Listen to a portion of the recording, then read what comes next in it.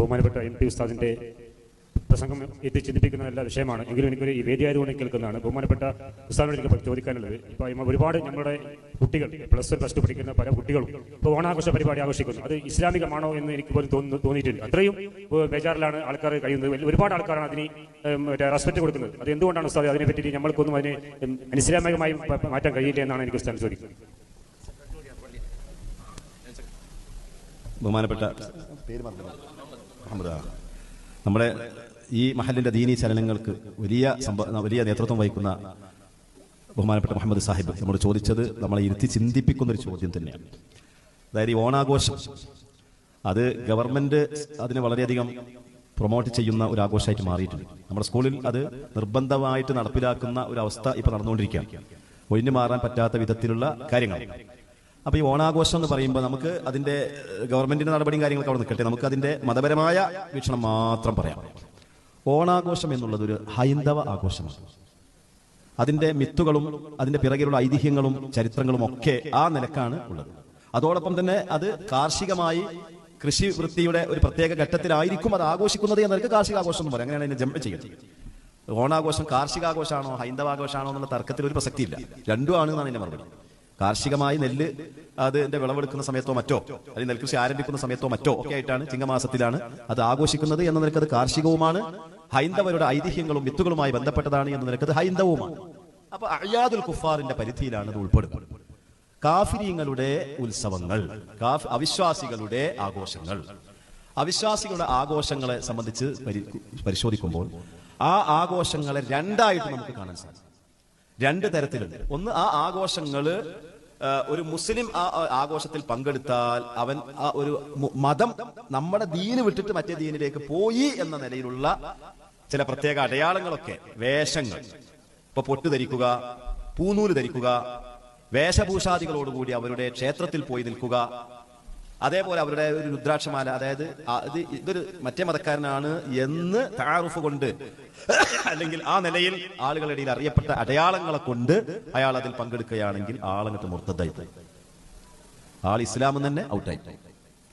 അങ്ങനൊന്നും ഇല്ലാതെ ചാടിക്കളി, ഓടിക്കളി, കോൽക്കളി, അതുപോലെ പപ്പടം പൊരിച്ചു തിന്നുക, ഇങ്ങനെയൊക്കെയുള്ള വിഷയങ്ങളാണ് നടക്കുന്നത് എങ്കിലോ അതിപ്പോ ഒരാൾ പപ്പടം പൊരിച്ചുകൊണ്ട് അതിപ്പോ മാപ്പിളല്ല മറ്റേ മതായി എന്ന് പറയില്ലല്ലോ.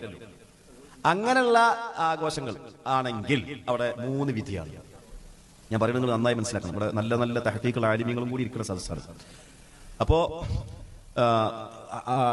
മുസ്ലിമീങ്ങളുടെ മതചിഹ്നങ്ങൾ ധരിച്ചും ആ വേഷങ്ങളും ആ നിലയിലുള്ള പ്രവർത്തനങ്ങളും ചെയ്ത് മതം തന്നെ അവൻ ഉപേക്ഷിച്ചു എന്ന വിധത്തിലാണ് അതിൽ പങ്കെടുക്കുന്നത് എങ്കിൽ ആള് മുർത്തദാവും. അവന്റെ വിശ്വാസം എന്ത് എന്നുള്ളതല്ല അവിടെ നോട്ടം. ആ പ്രവൃത്തി കൊണ്ട് തന്നെ ആള് ഇസ്ലാമിൽ നിന്ന് പുറത്തു പോകും. അല്ലാത്ത ആഘോഷ പരിപാടികൾ, ഓട്ടം തുള്ളല്, ചാട്ടം തുള്ളല്, കോൽക്കളി, കബഡി, അതുപോലെ പിന്നെ സദ്യ, ഓണസദ്യ ഒക്കെ ഉണ്ടാക്കി അങ്ങനെയൊക്കെ ആ രൂപത്തിലാണെങ്കിലോ, അല്ലെങ്കിൽ ഇങ്ങനെ സാരിയൊക്കെ ചുറ്റിയിട്ട് പെണ്ണുങ്ങളൊക്കെ ഇറങ്ങുക, ഒരു പ്രത്യേക ഒരേ യൂണിഫോമിൽ സാരി ധരിക്കുക, ഇങ്ങനെയൊക്കെ ആണെങ്കിൽ അതുകൊണ്ട് ഇപ്പൊ മതം മാറി എന്ന് പറയും. മതം മാറ്റം എന്നുള്ള ആ ഒരു ലക്ഷണമൊന്നും അതിലില്ല എങ്കിൽ അവിടെ 3 വിധിയാണ്. അവിശ്വാസികളുടെ ആഘോഷങ്ങൾ കുഫ്ർ എന്ന, ഇത് അവിശ്വാസികളുടെ ആഘോഷത്തെ, അവിശ്വാസത്തിന്റെ ആഘോഷത്തിൽ എനിക്ക് പങ്കെടുക്കണം എന്ന ആ നിലയിലാണ് അതിൽ കൂടുന്നത് എങ്കിൽ ആൾ കാഫിറാണ്. പിന്നെ അവർക്ക് സ്വർഗത്തിന്റെ പരിമളം കിട്ടില്ല. ദുനിയാവ് ചിലപ്പോൾ കയ്യടി കിട്ടും, സ്വർഗത്തിന്റെ പരിമളം കിട്ടില്ല. അതേ സമയത്ത് അവരുടെ കുഫറിന്റെ ആഘോഷം എന്ന നിലയിലൊന്നും ഞാൻ കൂടൂല. പിന്നെ അവരൊക്കെ നമ്മളെ നാട്ടിൽ, നമ്മളെ ബഹുസ്വര സമൂഹത്തിൽ അവരൊക്കെ ഇങ്ങനെ ആഘോഷിക്കുമ്പോൾ ഞാനായിട്ട് ഇങ്ങനെ ഉറങ്ങിക്കണ്ടല്ലോ, എന്നാ ഞാനൊന്നാണ് ആഘോഷിക്കുക എന്ന നിലയിൽ അവരെ പോലെ ഞാനും അവരെ പോലെ അവർക്ക് സമാനമായിട്ട് ഞാനും ആഘോഷിക്കുകയാണ് എന്നാണ് ചിന്തിക്കുന്നത് എങ്കിൽ അത് ഹറാമാണ്. അല്ല ഖസ്ദി തശ്ബീഹ് ഹറാമാണ്. അതൊന്നും അവന്റെ മനസ്സിലില്ല. അതായത് നമ്മളിങ്ങനെ അങ്ങനെ കുറെ വായക്കൊല തൂക്കി കിടക്കുന്നുണ്ട് ഓണവുമായി ബന്ധപ്പെട്ട്. പിന്നെ ഇപ്പൊ ഈ കൊല്ലൊക്കെ ഓണവുമായി ബന്ധപ്പെട്ട് ഈ ചെറിയ നാലായിട്ട് കഷ്ണിച്ച ചിപ്സുകൾ, ഒരേ വട്ടത്തിലുള്ള റൗണ്ട് ചിപ്സ് അല്ല, 4ആയിട്ട് കഷ്ണിച്ച 90 ഡിഗ്രിയിലുള്ള നമ്മളെ വട്ടത്രികോണത്തിന്റെ ആ രൂപത്തിലുള്ള ചിപ്സുകൾ, പിന്നെ ചക്കരമിഠായി, അത് ഇഷ്ടംപോലെ പീടികളിൽ നിറഞ്ഞു കിടക്കുന്നുണ്ട്. അപ്പൊ അത് എന്ത് ചെയ്യാണ്, ഓണത്തിന്റെ അന്നേ അത് കിട്ടുള്ളൂ. അപ്പൊ അത് കാക്കിലോ വാങ്ങി നമ്മൾ വീട്ടിൽ കൊണ്ടുപോയി കുട്ടികൾക്കൊക്കെ തിന്നാൻ കൊടുത്തു. അവിടെ നമ്മൾ ഓണം എന്നൊരു ചിന്താഗതി നമ്മുടെ മനസ്സിൽ വരുന്നില്ല. ഓണത്തിൽ ആഘോഷിക്കുക, അന്ന് എന്തൊക്കെ ആഘോഷമാണല്ലോ, ഒന്നേ നമുക്കൊരു ആഘോഷം, അങ്ങനെയൊന്നുമില്ല. യാദൃശ്ചികതയുമായി ഉള്ള ഒരു യോജിപ്പ് മാത്രമാണ് ഉണ്ടായത്. എന്നാൽ ഫലാബൽസ, അപ്പൊ അവിടെ കുഴപ്പമില്ല. അങ്ങനെയാണെങ്കിൽ തെറ്റില്ല. അങ്ങനെയാണെങ്കിൽ അങ്ങനെയല്ലല്ലോ, ഓണങ്ങട്ട് ആഘോഷിക്കല്ലേ. ആഘോഷിച്ച് ഇപ്പൊ മൗലായ ചൊല്ലിക്കാണ്ടാണ് ഓണം ആഘോഷിക്കുന്നത്. മൗലായ പാടുന്നതേ മൗലായ സല്ലി വസൽ. ഓണത്തപ്പൻ ഇങ്ങനെ പൂക്കൾ വെച്ചിട്ട് വട്ടത്തിൽ ഇങ്ങനെ പെണ്ണുങ്ങൾ ഒപ്പന കളിച്ചാണ് മൗലായ ചൊല്ലിയിട്ട് ഓണാഘോഷം. എവിടേക്ക് എത്തി?